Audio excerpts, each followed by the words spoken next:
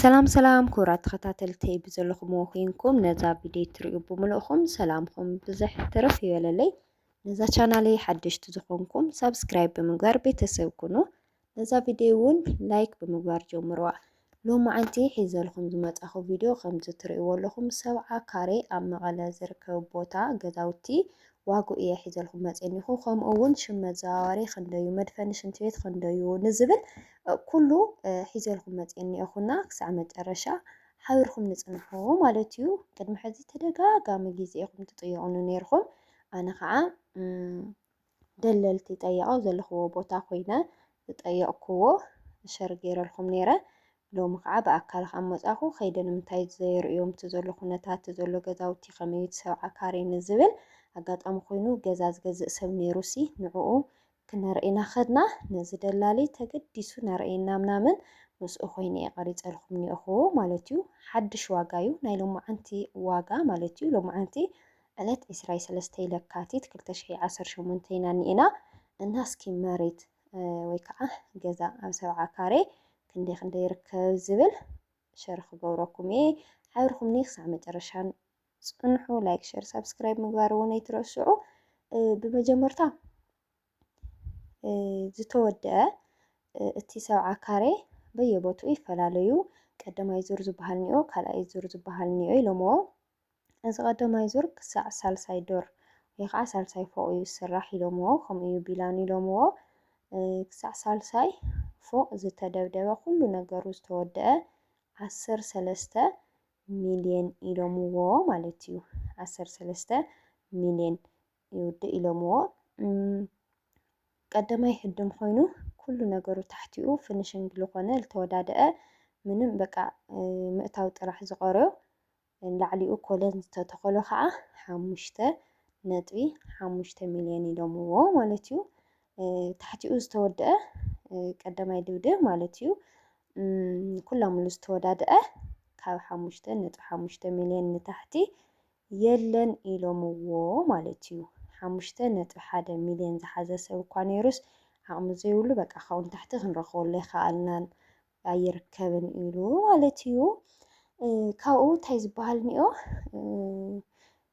ትሪእዎ ዘለኹም 70 ካሬ ዝበሃል መጀመርታ ኣነ ከኸድና ኣለኹ ከምዚ ዋይ እዚስ በረኻ እዩ ናብዚ ሰይምፃእን ናብዚስ ገለ ናበልኩ እየ መፅአ ነይረ ክሪኦ ናሃለኹ ዝገዛውቲ ክወስደና ናሃለየ። ግን ኣቲኻ ምስ ረአኻዮ ከምዚ ትሪእዎ ኣለኹም ቆንጆ ቆንጆ ገዛውቲ እኒኦ ማለት እዩ። ይኸው ከምዚ ትሪእዎ ኣለኹም ኣብ ባጃጅ ኮይነ እዚ ዝቐርፀልኩም ኣለኹ። ኣብ ዝወረድናዮ ገዛ ክርኢ እቲ ዘሎ ገዛውቲ ከሪአኩም እየ። ብባጃጅ ንኸድኩ ከዓ ከምቲ ትሪእዎ ኣለኹም ይመስል 70 ካሬ ማለት እዩ። ያው ካብ ዝዕደል 9 ዓመቱ ገለ ገይሩ ኢሎምዎ። ኣብ 9 ዓመት ግን ብዙሕ ገዛውቲ እኒኦ፣ ደስ ደስ ዝብል ዲዛይናት እኒኦ። ክንደይ ገንዘብ ይወዲኡ እንድዒ ብቻ ደስ ክብል ገዛውቲ እኒኦ። 70 ካሬ ማለት እዚታት እዩ ማለት እዩ። ይኸው ከምዚ ትሪእዎ ኣለኹም እና እዚታት ትሪእዎ ኣለኹም ሓደ ድብድብ ክልተ ድብድብ እዚ ክልተ ድብድብ ሽንቲ ቤት ዝተደፈኖ ሽንቲ ቤት ዘይብሉ በዚ ከዓ ትሪእዎ ኣለኹም ዝተወድአ እኒኦ ማለት እዩ። እና ከከም ቦትኡ ይፈላለዩ። ናብ ፅርግያ ገፅ ተኮይኑ ሓደ ህድም ኮይኑ ኮለን ጠጠው ዝበሎ ናብ ፅርግያ ገፅ ወይ ከዓ መስመር እንድሕር ደኣ ኮይኑ 4.2 ሽንቲ ቤት ዘይብሉ ማለት እዩ። ንእሽተይ ውፅእ ዝበለ ተኮይኑ ከዓኒ ሽንቲ ቤት ዘይብሉ ሓደ ህድም ኮለን ጠጠው ዝበሎ 3.7 ሚልዮን ይሽወጥ ኢሎምዎ ማለት እዩ። ሓደ ህድም ማለት ንዘይተረድአኩም ምናልባት እንድሕር ደኣ ሃሊኹም ፎቶ ብላዕሊ ከቕምጠልኩም እየ ወይ ከዓ ከምዚ ቪድዮታት ትሪእዎ ኣለኹም። ሓደ ህድም ማለት በቃ ዝታሕቲኡ ጥራሕ ዝተሃደመ ካብኡ ንካልኣይ ህድም ከዓ ኮለን ጠጠው ዝበሎ ዘይተሃደመ ማለት እዩ። እና ከምኡ እዩ ንሓደ ህድም ታሕቲኡ ምንም ዘይብሉ ሽንቲ ቤት ዘይብሉ 3.7 ይብልዎ ነይሮም ማለት እዩ። ካብኡ ንመሀደሚ ከዓኒ ክንደይ ይኣክል ኢለ ጠየቀዮ ነይረ። ቅድሚ ሕዚ ብ350 ይህድምና ነርና ብ450 ይህድምና ነርና። ኣብዚ ሕዚ ሰዓት ግን ዝሰርሕ ሰብ ጠይቀ ኢሉና እዛ ገዛ እናርአየና ኣብዚ ኒኣ ገዛ ብ550 ምስ ኩሉ ናውታ ምስ ድኻሙ ምናምን 550,000 ወዲኣ ኢሎምዋ ማለት እዩና ኣብዚ ሕዚ ግዜ ምናልባት ተቑሑት ይቀያየር እንድዩ ናይቲ ዋግኡ ኣፈላላይ ኣሎ ካብ ግዜ ናብ ግዜ እና 550 ግን መደብደቢ ጥራሕ ይውድእ ኢሎምዎ ከምዚ ትሪእዎ ኣለኹም ብማዕዶ ቀዳማይ ድብድብ ካልኣይ ድብድብ ይኸው ከምዚ ትሪእዎ ኣለኹም ብማዕዶ እዩ ማለት እዩ እና እቲ ላዕለዋይ ጥራሕ መደብደብሲ 550 ይውድእ ኢሉና ካብኡ ከዓ ሓንቲ ገዛ ታሕቲኣ ኩሉ ዝተቐረፀ ሳሎን ክችን መደቀሲ ኩሉ ዝተቐራረፀ ማለት እዩ ላዕሊኡ ኮለን ጠጠው ዝበሎ ቀዳማይ ህድም ፊኒሽንግ ጥራሕ ዝቐረዮ ክንደይ ኢሉና መሲልኩም 4.3 ሚልዮን ማለት እዩ ተረዲእኩም ክኸውን ተስፋ ይገብር ቀዳማይ ማለት እዩ ዝታሕተዋይሲ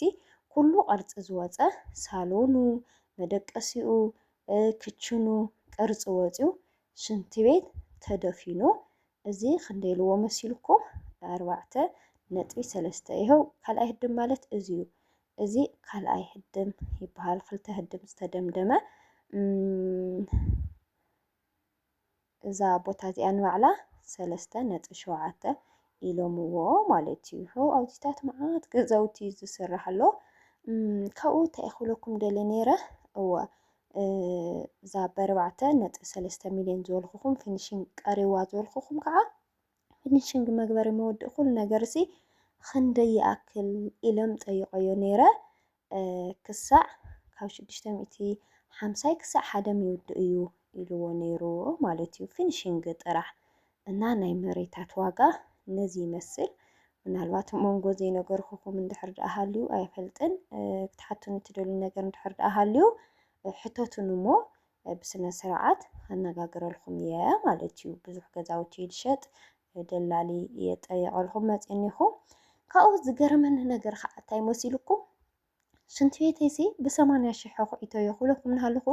ሓደ ሓደ ሰባት ኣይትብሉ ነይርኩም ብ25,000 እዩ ብ30,000 እንድዩ ዝተፈለየ ዲናት ክትብሉ ነይርኩም ለከስ ይግረም ነይረ ሎማዓንቲ ግን ዝደላለ ይጥይቕ ኣለኹ ኣብ መቐለሲ ክንደይ ድዩ መኹዓቲ ሽንቲ ቤት ይብሉ ኣለኹስ 25,000 ኢሉኒ ብጣዕሚ ገሪምኒ ግን ኣብ ሓንቲ መዓልቲ እያ ትኳዓት ኢልዋ ጠቕላላ ሽንቲ ቤት ግን ኣብ 70 ካሬ በቲ ናይ 70 ካሬ ዲዛይን ጠቕላላ ምስ መኹዓቲኣ ምስ መህደሚኣ 200,000 ትውድእ ኢሉኒ ማለት እዩ ዝገርመኩም ነገር ዝሮ ዝሮ ያው ምስ ናተይ ዳርጋ ሓደ እንዲወዲኡ እኒኦ ናተይ 180 ከም ዝወደአ ነጊረኩም ነይረ ምስ ኩሎም ምስ መህደሚኡ ኣብዚ ከዓ ሽንቲ ቤት ልበለት ጥራሕ መህደሚኣ መኹዓቲኣ 200,000 ትውድእ ኢሎምዋ መኹዓቲ 200 እቲ ካሊእ ፕሮስ መኹዓቲ ማነው 25,000 ካሊእ ፕሮሰሳት መወደኡ ምናምን ኣብኡ ዘሎ ነገራት ኩሉ መወዲኡ ከዓ